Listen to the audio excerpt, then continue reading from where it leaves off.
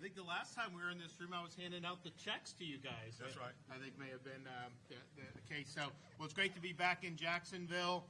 I don't know if you guys had quite the snow that we did on the western part of the state in the north, but it was quite a last day or two for Florida. We smashed records for snow. I think we got almost 10 inches or maybe even 10 inches in some parts of northwest Florida. I know we had a freeze across the rest of the northern part of the state, but pretty remarkable. And so we're thawed out. We're going to hopefully see the corner. You know, everyone should still visit Florida. This is totally unusual. It's not necessarily, I mean, I thought global warming had stopped this, right? And yet here we are.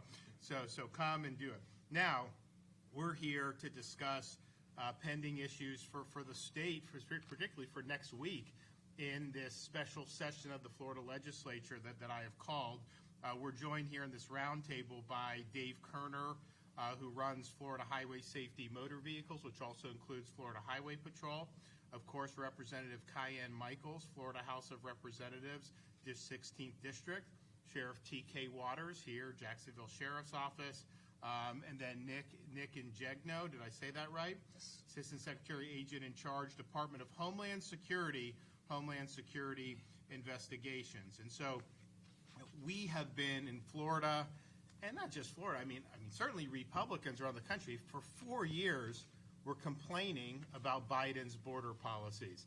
He obviously came in for almost 4 years ago now, reversed what Trump 45 had done, basically opened the borders to this country in ways that have had huge numbers of people, millions and millions of people pouring in, and it led to, I mean, I don't know if you saw, they did an ICE operation, I think in Boston, and they got this criminal. This guy had been convicted of things, still sitting there.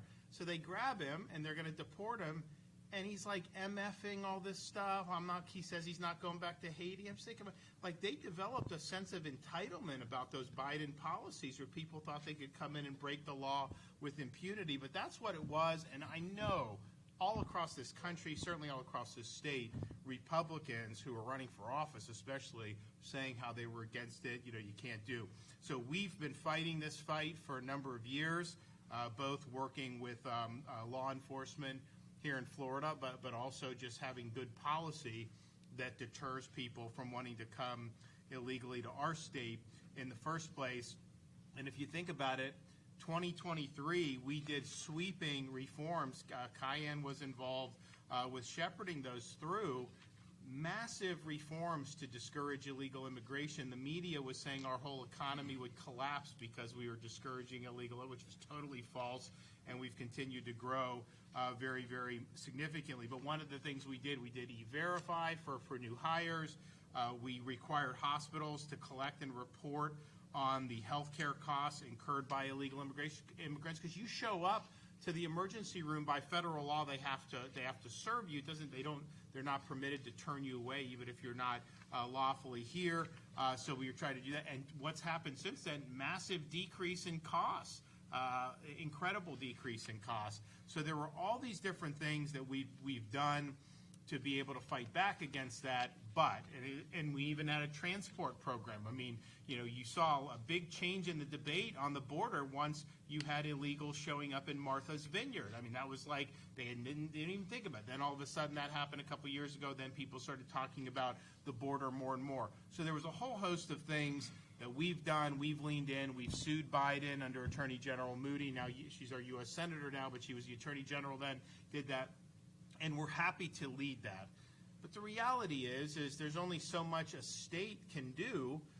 You need the federal government to do its job. Well, now we saw on January 20th the total change in policy with respect to border and illegal immigration under the Trump 47 administration. So this is a great opportunity for our country, but certainly for people that have been complaining about Biden for the last 4 years.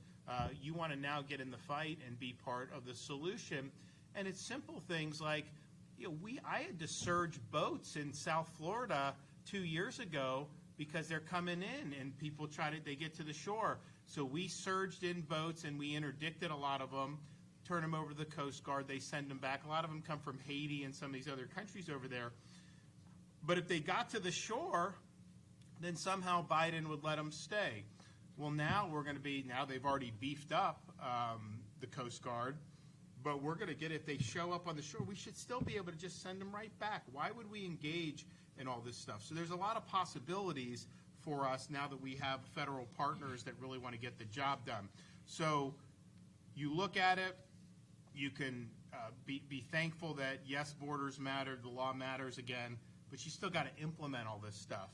And I'm telling you, you're going to have states like California, you're going to have cities like Chicago.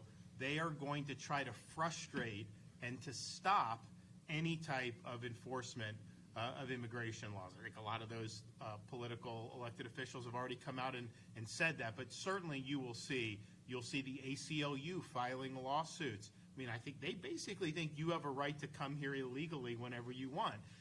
And they will try to find a liberal judge, maybe it'll be in Hawaii, that will rule for them. So there's going to be a lot of moving parts. So it's not like it's just you do an executive order and all of a sudden all the pieces fall into place. You also have a fact that really it's been probably 10, 15 years since they've really been very, very proactive. I mean, a lot of the resources, a lot of the policies changed over many years.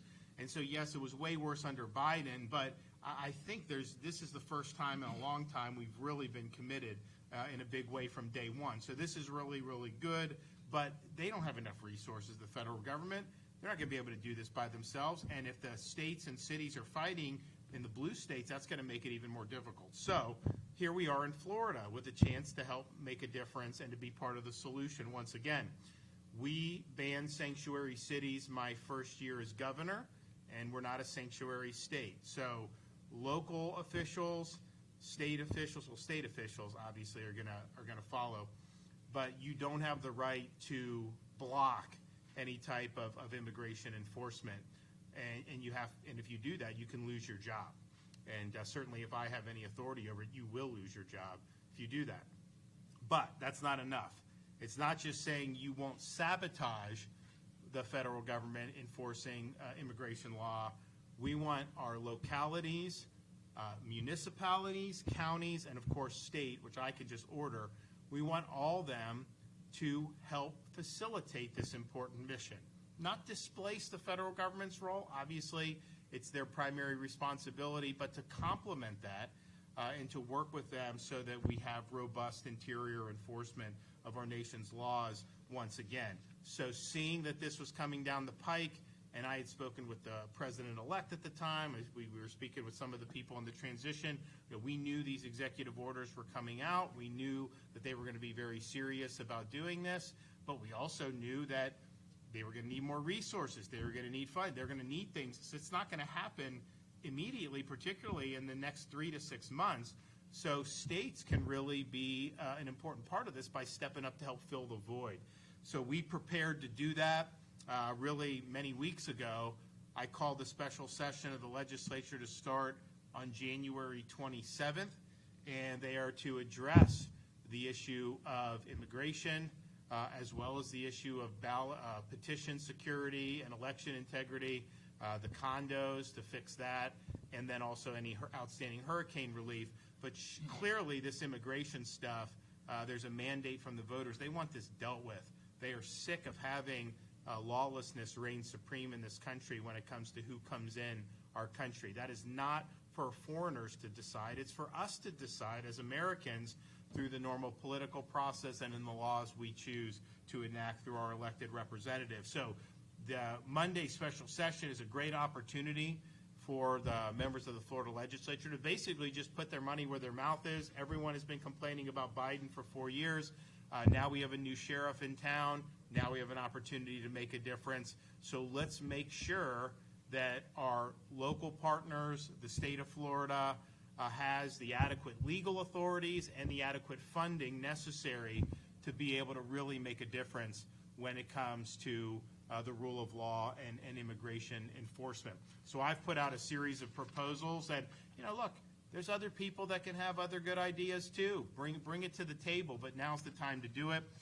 We want to ensure that all of our levels of government are participating positively alongside the federal government with these efforts. And there's different things that they can, 287G, getting into the weeds, but we want to impose the duty on them that you can't block, you can't be part of the problem, but you actually have to be part of the solution. Now, I'll order the state agencies to do that just as my authority as governor, but cities and counties need to be part of the solution. We want to make sure that that's very, very clear. We also want to make sure that we have somebody in state government that will be able to coordinate with both our local entities as well as federal authorities. If you look at some of the things that have come down, it's not just going to be Department of Homeland Security. You're going to have other agencies that are involved in different ways, maybe not as much domestically. But, for example, if someone comes illegally, you want to send them back, the country's got to accept them. So sometimes that requires diplomacy from the State Department. Defense is going to be on the border. You're going to see a lot going on. So there's going to be a lot of irons in the fire. We want to make sure that we're coordinating those efforts in a way that's really, really positive. Our transport program that we've done helped raise visibility of the issue for the general public, but ultimately we were never permitted to send to foreign countries or to repatriate. Now I think we're going to be able to have that authority. So if we're going to be having people wash up on the Florida Keys, if we stop them before they get to the Keys now, we give them to the Coast Guard sends them back. But if they get to the shore somehow, then we're just stuck forever. That's not good policy. So I think we're going to be empowered to take and to send back to Haiti or Bahamas or wherever the illegals are coming from. So making sure we're expanding the transport program's authority is something that's really, really significant. Gang enforcement. You see these gangs coming in illegally into the country, whether it's the Venezuelan gangs or other gangs. They shouldn't even be allowed in the country, but obviously you want to give law enforcement the ability to take care and to hold these people accountable, including by referring them to immigration authorities. And so we want to make sure that we're doing what we need to be done for gang enforcement. We also have to reform voting and education with respect to illegal aliens. Now, one of the things that Florida did, I wasn't a governor at the time, but it was 2014, I think 2013, 2014, they did preferential tuition rates for illegal in-state tuition. Why would you give that if you're not even valid Florida residents? Why would you give a tuition break? And so that was a mistake. That's an incentive for people to come to Florida. So we want to remove that incentive. We also want to make sure when people are going to vote, you're not allowed to vote in Florida if you're not a U.S. citizen. That's in our state's constitution. And we have prosecuted people who have been non-citizens, both legally in the country but not citizens, and illegally in the country and not citizens. Florida's prosecuted people for voting when they shouldn't have. But the problem is once they voted, the vote counts. Like by the time you prosecute, the election's long over. So we need to change when people attest their eligibility to vote. They need to attest that they are indeed a U.S. citizen. And if they attest to that and they're not a U.S. citizen, you don't have to wait for the election. You can hold them accountable for lying on those forms. So making sure our elections continue to lead with integrity is really, really significant, and we're going to do that. Another way to deter illegal immigration into our state is to crack down on these remittances. So you have people come illegally, they'll send massive amounts of money back to their home countries, usually through wire transfers. Well, we're going to say on remittances, we want E-Verify for that too. So if you are lawfully employed here, send your remittances, but you're going to have to go through the E-Verify, and if you're not, then they're not going to be able to process your remittances from the state of Florida. That'll be a huge, huge disincentive for people to want to come here illegally. We also want to ensure that appropriate bail policies are in place for illegal aliens who are accused of crimes or arrested for crimes and charged with crimes. We want a rebuttable presumption that you don't get bail. This way, you're there, and people running the jail can call the DHS, have someone come, and hopefully just take care of it without us having to even worry about it going forward. But at a minimum, we want to recognize that these are flight risks. So there's a lot of things, and I think there's probably some other good ideas out there. But we need to be at the forefront of this. If we're doing this and working positively with our federal partners, this is going to make a huge, huge difference. And if you think about it, I mean, you have people come, massive numbers into our country. That puts pressure on schools, puts pressure on healthcare, the auto, the roads. You know, we're obviously worried about how people were driving in the ice up in particularly Northwest Florida. Some of the roads are still closed because the freeze. But what will happen is the people that are here illegally, a lot of them don't have insurance, so they run into you and then they just leave the scene of the accident. And then you're just left holding the bag. Why would we want to have more of that? So there's a whole host of things, I think, from just day-to-day life that will make a difference. But then also, you have who governs this country? Do we govern it? Well, we've decided that there needs to be a process for this. You can't just end run around the process. And ultimately, we do need to uphold the rule of law and the fact that we are a sovereign country. So this is time to act. Now, when we called for the special session, you had the leaders of both the House and the Senate write a letter, say they thought it was premature to do anything on illegal immigration. How is it premature when we've been waiting 4 years for this moment? It's not premature. Now's the time to act. We can't drag our feet. We can't wait for something to go into effect in July. We need something immediately, and we need to get everything moving, and we need to do what we told the people that elected us that we would do. And I'm excited to be able to make progress next week. One of the people that's here with us who's going to be leading that charge in the Florida House of Representatives. So we'll go through and just let everyone say their piece, and then we'll have a little bit of a dialogue after that. But I want to turn it over to Rep. Michaels for her thoughts on 7 years that we know of, living among, no one even did anything to really try to discourage him, as far as I know, from coming here the right way. So he had time to become a U.S. citizen, or at least start the process. He didn't do that. Our son was going on his lunch break, engaged, and we get the call that he's been hit in a car wreck. And it was such a horrific experience that he didn't die instantly. And that's what some people, they just don't know all of the story. Governor, you've been very vital, and you've been very just a sweetheart to us and dear, because you've heard all of it. And it can't be easy for you to hear these stories over and over. But we're a real family, and this is a real tragedy that happened. I'm not someone that's on television that somebody's watching and they can't relate to. So our son, we just thought we were going to be planning a wedding, and here we are planning his funeral. He suffered, and the illegal that killed him got out of his car. He never had a driver's license. He got out of his car and watched our son die and take his last breath. So he didn't do anything to try and help him. You all, the reporters, you guys hear these stories. You don't really focus in on me, because most of the time you hear from the mainstream media, you hear the stories of all the sob stories of the reverse side of that you're hearing now, where people who are here and should not be here, and they're having to go. But you really don't get to hear firsthand people like myself. And for us, I knew that I had to do something. And our family went through an immediate crisis. No parent should have to bury their child. I mean, we can all agree. I'm sure everyone in this room, those who are parents, can all agree to that. And when you go through a tragedy like that, you can either allow it to consume you, or you can do something about it.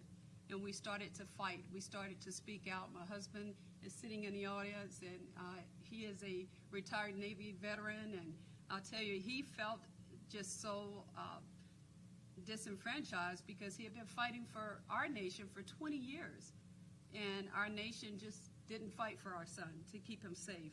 And so for immigration to be on the forefront, and it has been for such a long time, we just got to get it right. We've got to finally get this thing right. And we have now at the national lead a president that wants to do that. And so for me, it makes sense that we follow his suit and we follow his lead. And you've been very great at being ahead of everybody else, because I've been right there with you when we were discussing the 287G program.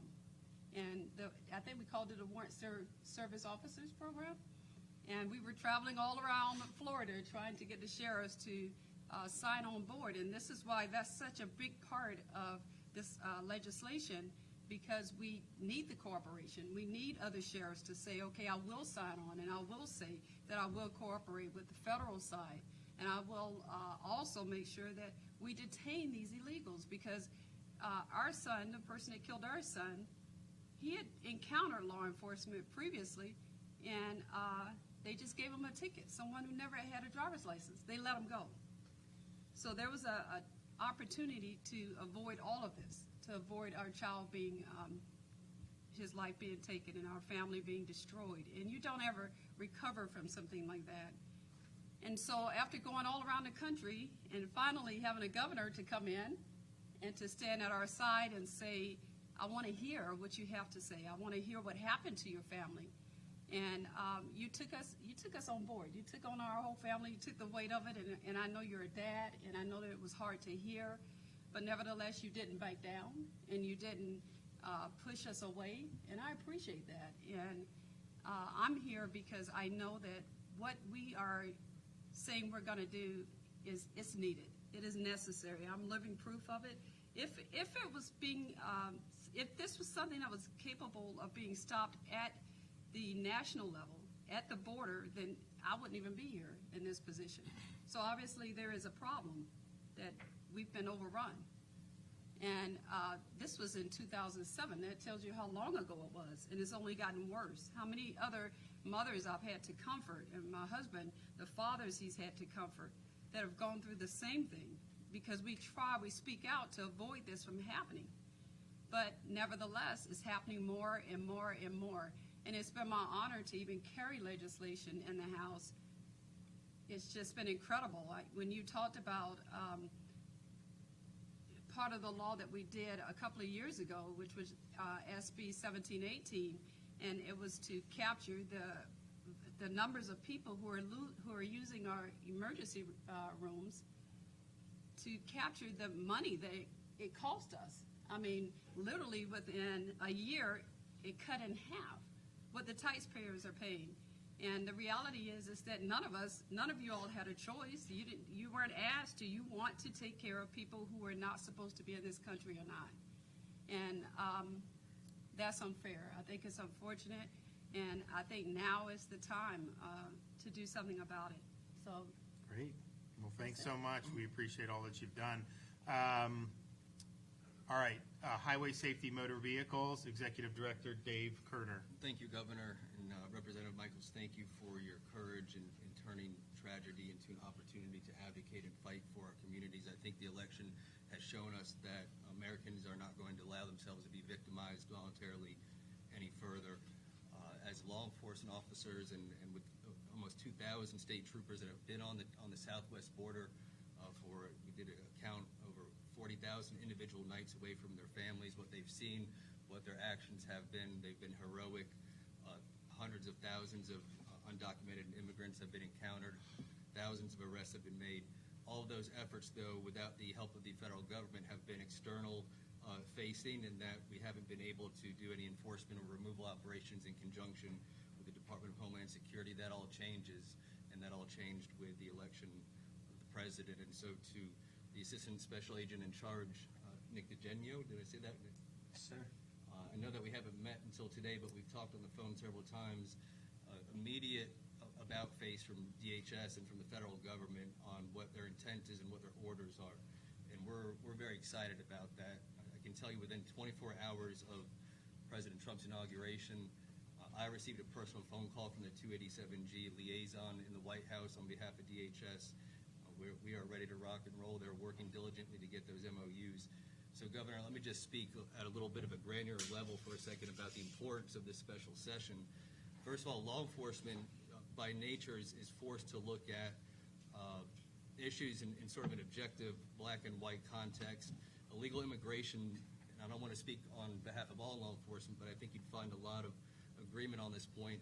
Illegal immigration is not an issue of humanitarian public policy. It is for us, we understand that it is merely a weapon and extension of the cartel industrial complex. Whether somebody is here, when someone is here illegally, whether their intent is to assist the cartels or not, they are complicit in it, because every dollar, when we talk about remittances, every dollar that is made in the United States and sent to Mexico or other areas where cartels operate, a portion of that is going to fund the operations of the narco cartels. That's just a fact. And many people talk about remittances in a way that is, well, you have somebody who's hardworking, they're here legally, but, well, there's no but. But the argument has been they're working here, they're helping society, they're sending money to their family. Well, that's still legal, and it's still helping the cartel industrial complex. However, what we've realized in the last 4 years, what we've discovered at the Florida Highway Patrol in our interdiction efforts, oftentimes when we find smugglers on our highways and our roadways, and we know that they've been involved in narco activities, but there's no narcotics in the vehicle, what we do find are receipts through Western Union and other remittance outfits that they are sending their money right back to the cartels in Mexico. They're selling the drugs in our community, they're ravaging our communities, and they're sending the money right back to support the operations of men that want to take the lives of law enforcement officers and destroy our communities. If the last 4 years, if these cartels were a public corporation, they just had the best 4 years in the history of making money and making profits and ravaging our communities. And that stops. That stops now. And if we want to talk about a special session and what that means to law enforcement and the nearly 2,000 state troopers that are on the front lines and all the men and women in local law enforcement who are desirous to work with the federal government and make an impact, what that means to us is it's a very special opportunity, and it's a very important moment in this battle, in this final chapter that we hope we are entering. That's because if you think that these cartels are not sophisticated organizations, they are. If you think they're not watching what's going on in Florida and how the legislature is either punting or not on going after these cartels, because that's really what we're talking about, they are watching that. And we have a moment in time here. It's not performative theater. This is a moment that we need as law enforcement officers for the legislature to properly fund and prepare us for the battle that these law enforcement officers are about to go into. Because I promise you, under the last 4 years under President Biden, the cartel has not engaged law enforcement in an aggressive manner. They haven't had to. But believe me, when we go into these battles, whether it's domestic or it's in a military context outside of the country, the cartel strategy is going to change. And I'm telling you, from an officer safety standpoint, officer safety is everything that we do is officer safety, equipment, training, integrating with the state guard, integrating with our local partners, integrating with our federal partners. This is a moment in time for the legislature to properly fund what we need and to do it immediately. There is no reason from an officer safety standpoint to delay this process. And so, Governor, the Florida Highway Patrol, our partners in state law enforcement, we will be there on the 27th. We will be ready to interact and make our case even further. I know that in Representative Michaels, we have a very willing supporter, and I'm thankful for that, but I hope you amplify the necessity for the state legislature to take this special session very seriously. It is not just a special session, it is, in fact, the most special session, because it's an opportunity for us to begin this final chapter immediately. And with that, Governor, thank you for this opportunity. Yeah, thanks so much. Okay, and our host today, Sheriff here, Jacksonville Sheriff's Office, T.K. Waters. Thank you, Governor. So first of all, let me start by saying I'm proud to be a sheriff, an elected sheriff in the great state of Florida, and represent the people of Duval County and take care of this county the way that it should be taken care of. Unfortunately, we hear the words immigration when we discuss this issue. It's not just immigration, it's illegal immigration. I stress that. It's not immigration, it's illegal immigration that's the problem. I don't think anyone on this panel has an issue with legal immigrants. I'm thankful that we have a strong legislature. We have the best governor in the entire country. And I know that what needs to get done is going to get done. We have the issues to back it up. We understand the situation here in our county to back up what we're talking about. It's not an issue that that's only reserved for the southern border. We just did a huge takedown of a major drug organization here in our county, where 2 kilos of fentanyl were taken off of our streets, enough to kill a couple million people. But not just that, 74 kilograms of cocaine. Just recently, before that, there was another one where we did with the New Generation Mexican Drug Cartel was involved. This last one was the Gulf Cartel. These cartel issues are not just at the southern border. They're nationwide. And it's a nationwide issue, and an issue that I take personally in my county to make sure we take care of the citizens of Jacksonville. I'm going to do that. I'm ready, and I stand firm, and I'm ready. I'm a man of very few words, more action than words. I have zero tolerance for people that want to hurt members of our community. We have a beautiful city here, and we're going to take care of our city, and we're going to take care of our citizens. So if there's any question about where I stand, you know it now. We're going to take care of this city, and we're going to take care of the people of the city. And we can no longer allow the pundits, the people that want to call it something other than it really is. It's a scourge in our society. It's illegal immigration, not legal, illegal immigration, and we want to fix that issue. Governor, I'm a man. Like I said, I'm a man of few words. So that's all I have to say. But thank you very much for hosting this event or having this event for us. Okay, thanks so much. Okay, Nick, go ahead. Thank you, Governor, for having me, and thank you, everyone, for being here. At Homeland Security Investigation, we are working closely with our colleagues in the Immigration, Customs Enforcement as we receive guidance from the President and his team. Partnerships are extremely important in law enforcement, especially in the public safety mission. And I want to thank Governor DeSantis, FHP, JSO, FDLE, and among many other state and local partners in the state of Florida who support our mission. They are among some of the best partners we have. We work together on many different crimes, including human smuggling, opioid and fentanyl smuggling, violent street gangs such as MS-13 and the newer trend de Aragua. We sit on many different task forces that combat human trafficking, such as our Capital City Human Trafficking Task Force, the Intercept Task Forces in Jacksonville and Fort Myers. HSI is working closely with Immigration and Customs Enforcement to support President Trump with all our authorities and our abilities. We look forward to our continued relationship with the state of Florida and law enforcement and how they can help us meet our mission, because like I said, it's way too big for just us to do. So thank you, and thank you, everybody. Great. Okay, so Dave Kerner, so he oversees Highway Patrol. So when Biden was president, if you had somebody illegal going 100 miles an hour, you pull them over, and they have like a license. They have a license from some foreign country, and you say, "Are you illegally allowed to be here?" And they say no. If you called ICE, would they ever come and take them off the street? The short answer is no. There had to be a very high level of approval for Border Patrol to come out in terms of an underlying crime that had already been convicted and whether there was a detainer or not.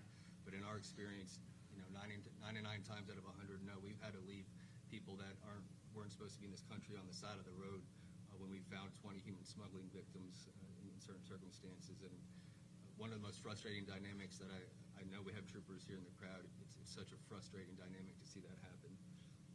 Yeah, so we're certainly at the state level. All the people know that they need to be actively helping to facilitate the mission. I mean, you got somebody with no insurance going 100 miles an hour, you pull them over, they're illegally in the country. That's when the feds need to come and do their job. You put them back on the street, and then they're driving crazy. They hit somebody. That's what happens when you don't do your job. So we are definitely going to have that happening with our Highway Patrol. Okay, Rep. Michaels, you've been in the legislature. You guys have voted on a lot of stuff. These package of reforms, I mean, most of your Republican colleagues, I would imagine, have campaigned saying they want to do something about this, correct? I mean, do you think these would be proposals that would pass the legislature? I think so. I think that I don't know one of my colleagues that wouldn't agree with the proposals that are here, because I'm living proof, unfortunately, of why it's needed. And I have not been silent. I have not shredded back on any of this, and I'm available to answer any of their questions. And they've been really good with working with me and supporting me in the past. And I don't want to sound like, they haven't been, because we've been blessed to really do a lot. We have done what other states were not able to do with immigration. I had other states call and ask me, how were you able to pass E-Verify? How did you finally do that? How did you all do that? And can you tell me so we can replicate that where we are? And what did you face? And what was the pushback? And I was like, oh, there's a lot of pushback. Believe me, they're going to tell you all about the farmers and the fruit dying on their vines, and that the grocery stores, are going to be impacted, and the kids in the school, and the grandma trying to come to pick up the kids has to cross over the border. All of that, you got to face all of that, and you're going to hear all of that. Nevertheless, we just have to make up and be determined in our mind if we're going to be ahead or if we're going to be behind. And we've been fortunate with your leadership to be ahead of this issue every time. Well, you were with us, I think we did the first press conference saying we needed to ban sanctuary cities in Florida way back in 2019. And then that led to, you getting elected to the legislature and then spearheading our big package in 2023, which was the most significant in the country. And by the way, which the media and the critics said we would have no food in Florida. They said all these things. I mean, just crazy things. How do you get away with just saying all this stuff and then it proves false time and time again? We dealt with this in COVID. Oh, if your schools are open, it's going to be terrible. This, that wasn't true. This, that, the other thing. But yes, they were predicting Armageddon because we had this. And now the media, like some of these, saying, well, the administration's looking to Florida to see, how you do this, right? Because we did it, and we've been successful. We've got a lot more to do, and with the federal government, it's going to be very helpful. So, Sheriff, what are the things that we're concerned about are gangs? And I know you guys have dealt with gangs for a long time in this area generally, but I think we've seen more, whereas the gangs used to be very domestic. Now you're seeing a lot of these foreign gangs. Venezuela, other places.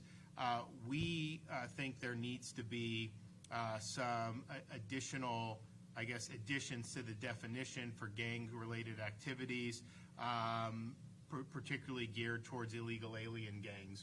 Would that be helpful for you guys to have that keyed in so you could protect your folks? Yes, sir. We have a unique gang problem in Jacksonville, and they're usually very small neighborhood groups, not really that organized. But I just learned from our federal partners here, approximately 3 or 4 individuals here from one of the Venezuelan gangs.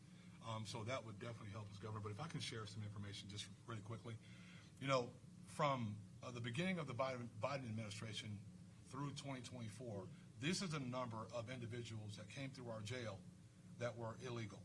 121 in 2021, 280 in 2022, 287 in 2023, and 334 in 2024. The number consistently rose during that time. Now we're in a time now where that's not going to rise anymore, thanks to our governor and thanks to our great president of the United States. So I will say that, Governor, any additions that can come to help us with those gangs that are outside of, that are not citizens of our country would be tremendous for us. Great.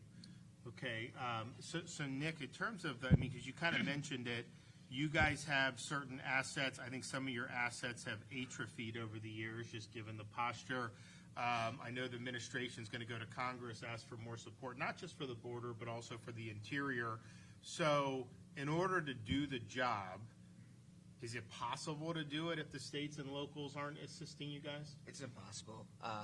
The state and locals have so much more access to individuals and information than we do.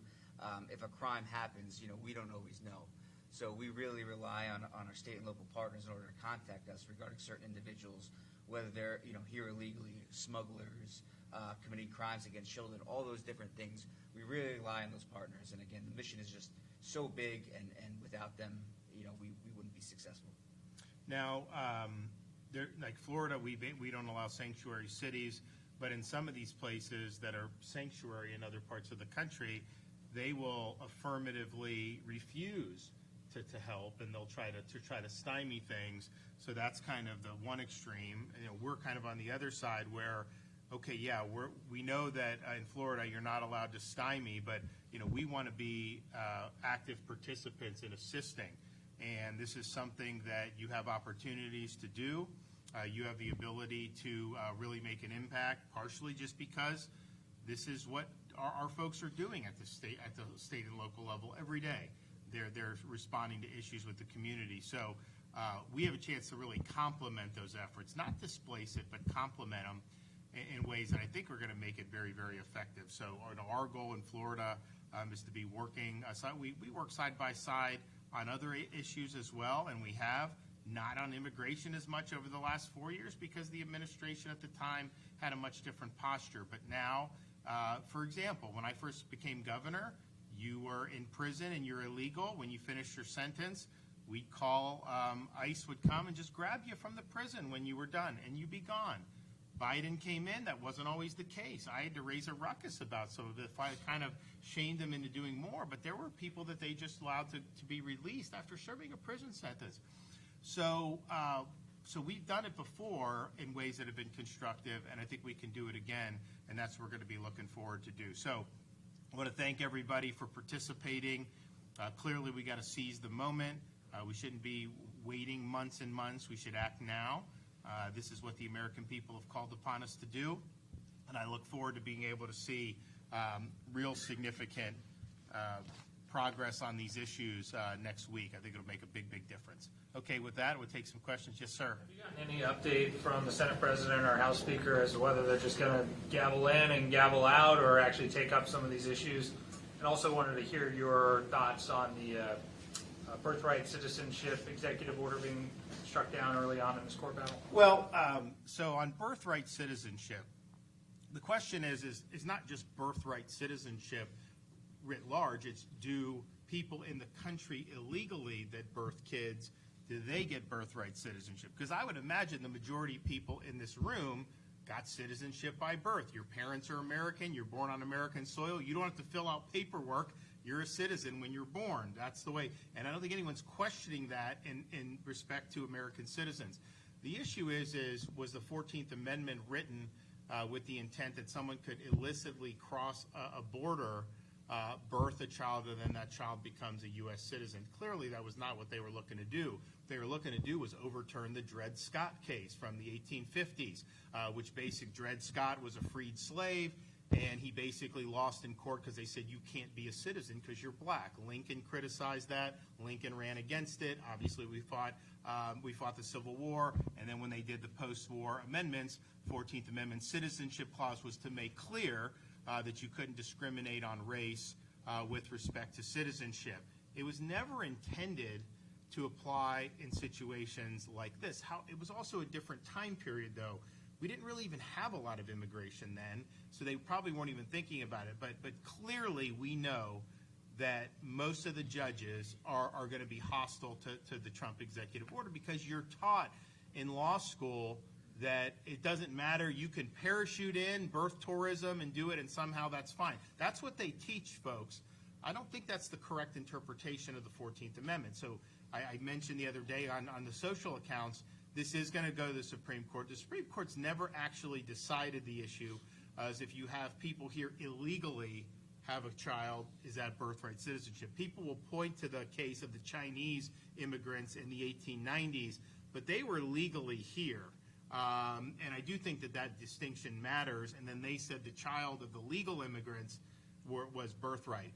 But birth tourism, where people just come from a foreign country with no connection to here, have a child, and it's a citizen, that is not what that was anticipated to do. So it's going to end up in the Supreme Court.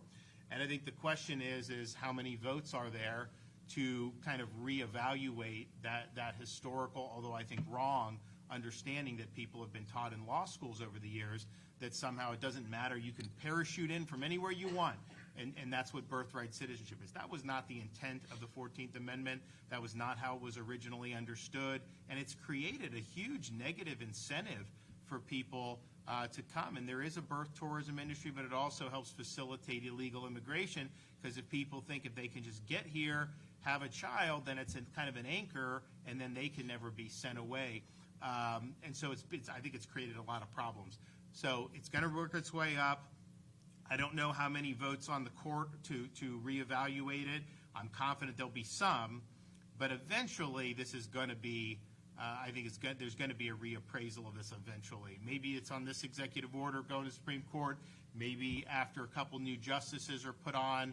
Who knows? There could even be a constitutional amendment. But most people look at that And we're one of the few countries, I think there's only a handful, that have anything like this. Most other countries do not do it, and I think it's created a lot of negative incentives here in the United States. Yes, sir. Hi, Eric Gagne from WJXC News Channel 4 here in Jacksonville. I just have 4 questions. One, Florida is home to hundreds of thousands of undocumented immigrants who are working in areas. Well, you know, just to be, so the federal government has made clear that the statutory term, it's not they're illegal aliens. That's the statutory term, and that's what it is. And I think it's to try to water down. I mean, like, undocumented, it's like if I get in my car and I forget my wallet, okay, I don't have my document on me, like my driver's license, but I mean, I still have a right to drive. I just made a mistake. This is intentional to come in illegally, and it's not just a question of missing a document. It's a question of, you know, you violated the law.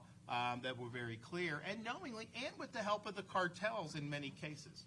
So I'll rephrase that. So Florida is home to hundreds of thousands of illegal immigrants who are illegal aliens, if you want to call it, who are working in areas of agriculture, farming, construction, hospitality. I'm just wondering, once we start to see, you know, these significant roundups of these people, is there a plan in place to help those industries, to prevent those industries from experiencing true hardship, financial hardship? So here's what I'd say. They made the same arguments in 23 when we did our immigration, Cayenne Road. We did E-Verify. When you now, any of those industries, when they hire new people, they've got to verify their immigration status. Otherwise, they can't work. And people said, you are not going to be able to hire anyone. They said, you're not going to be able to have, and that was totally not true. We've seen the state continue to do well. In spite of a lot of really significant national headwinds, we've outgrown. I think we have led the country in economic growth since 2019 when I became governor. Some people say Idaho was a little bit more than us. Idaho is also smaller than Duval County, so it's a lot easier to grow fast when you're small. We got 23 million people, so the growth has been incredible, even with some of those policies. So I think it's a misnomer to say that somehow we're not going to have a functioning economy if we follow the law. I don't think that that's true at all. And I also think it's the case that, you know, when we have our laws on the books, which are good, E-Verify their stuff, we would, and then when we did it, I mean, there was obviously a big kerfluffle about it. I mean, some of this was phony narratives, but the narratives were out there. You did have illegals leaving Florida voluntarily because they said Florida's serious about it. But we'd have people call in to, you know, our office or different agencies and say, oh, I just saw a busload of illegals, you know, in Central Florida. And they would basically say they're illegal farm workers. And then so our guys would go look, and they had H-2A visas. Now, you can argue about these visa programs. I mean, I'm a critic of things like H-1B, where they bring in foreign workers. Americans train the foreigner, and then they fire the American and let the foreigner work at a lower wage. Yeah, I don't like that. But clearly, if you have one of those visas, you're here lawfully. So I don't think you're going to see that at all. I think there's always that. But here's what I'd say about those businesses that knowingly and intentionally hire illegal aliens. A lot of it, they just want cheap labor. Honestly, the H-1B, even though it's a legal program, they want cheap labor too. But think about it. You as the company get cheaper labor, then you're offloading the rest of the cost to us. The health care we take care of. Anything that happens on the roads with accidents, any type of criminal activity, the schools, we're on the hook to doing all that. So when you're talking about illegal labor, it's really a massive, and when it's going to the big companies, that's a massive subsidy that we then pay for through all the other things that happen when those folks are not self-sufficient. Now in Florida, any big company has got to verify immigration eligibility. So I don't think it's going to be as big of a deal here as it would be maybe in California. Not only do you not have to verify, they probably encourage you to hire people that are here illegally. Next. Will the state be providing local police departments with extra funding? Absolutely, yes. No, we're not going to do unfunded mandates. We are going to require participation with the federal effort. That may require some additional duties be imposed on existing personnel. Maybe they'll need to bring in some new people, and we're going to provide funding to that effect because we think that that's only fair to be able to do. Now, TK sees the big picture. A lot of our sheriffs see the big picture. if you have rule of law and you stop illegal immigration, you are going to have less crime. You just are. I mean, it's just the reality. The media will be like, they'll say immigrants commit crimes at lower rates, and they conflate legal with illegal immigrant.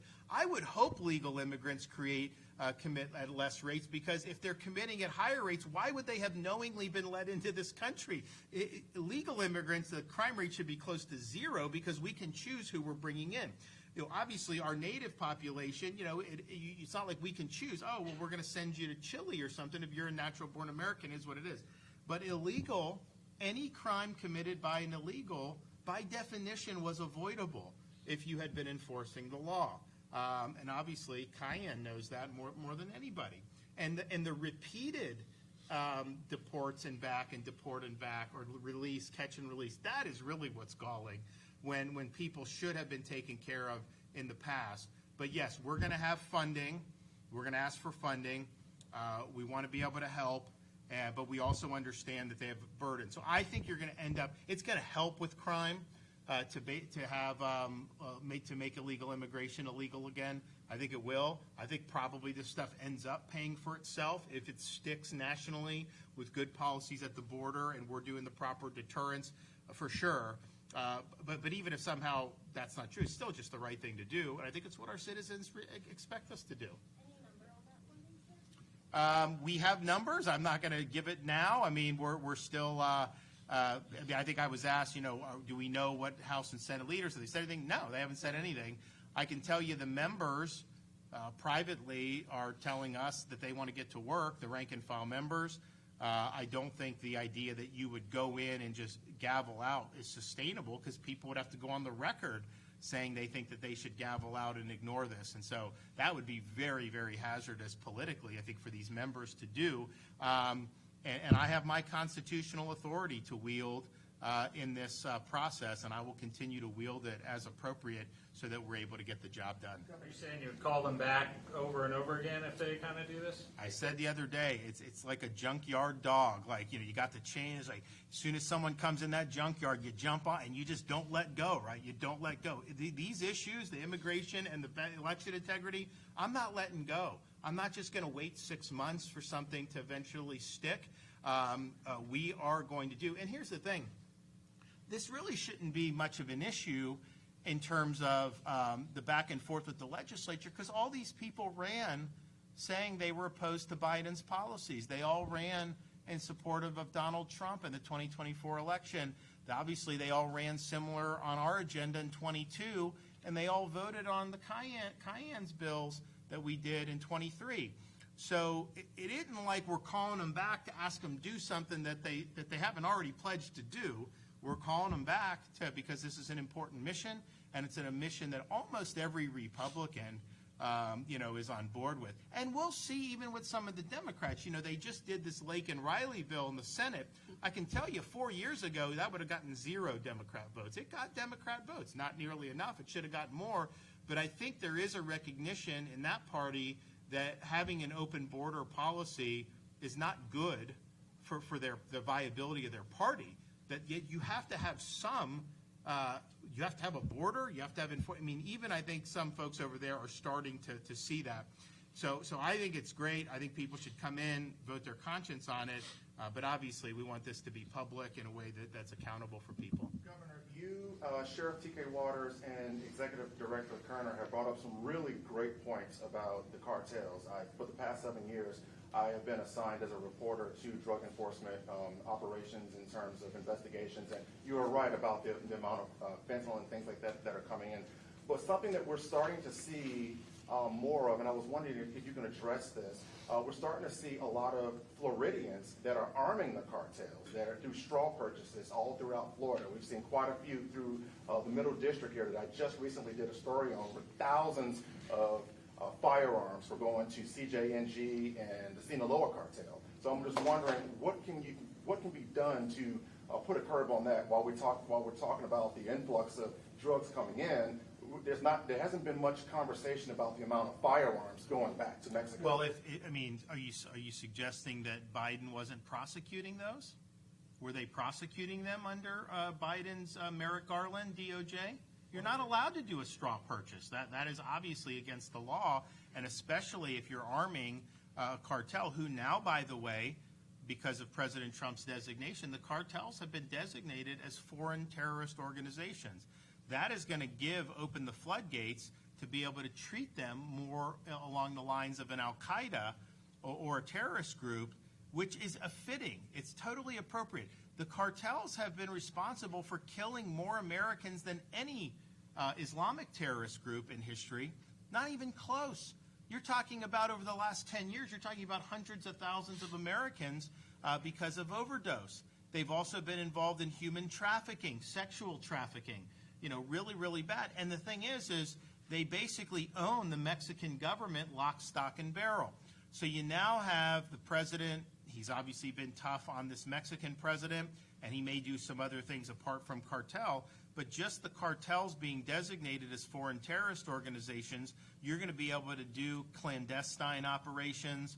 You'll be able to do black ops in the cartel territory, and that will change things. That will change things in a really, really big way. So when you talk about what's happening in Florida, yeah, obviously, if somebody is illegally supplying them with aid and comfort, I'm confident Trump's Justice Department will hold them accountable if Biden's wasn't. But all the stuff that we see in our country is symptom of the underlying disease of the cartels inside of Mexico. And they are the biggest foment of destruction in this hemisphere. They have been for some time. We've been turning a blind eye as a country to it for too long, and those days are over now. So I think buckle up. I think you're going to see a lot. But getting the cartels at the source, that will end up benefiting us over here in the state of Florida. And we can do everything right in Florida. If you don't ever get the cartels at the source, it's like whack-a-mole. You get someone here, they get someone else new. But it's really just eliminating their ability to operate in their home country or countries, because they're in multiple countries. That is going to make a really, really big difference. So thank you, everybody. I'm excited about next week. I think that there are certain times where you just got to step up and do the right thing. I know we've got a lot of folks that are eager to get back in the saddle on Monday and do the jobs that we were elected to do. So we're going to continue to lead this effort. I know once I announced the special session for Florida, Tennessee announced a special session to help with immigration, and if we successfully get these policies through next week and sign them into law, you're going to see other states step up and do the same thing, and it creates really positive reinforcement. So Florida leads the way once again, and we look forward to doing that next week. Thanks, everybody.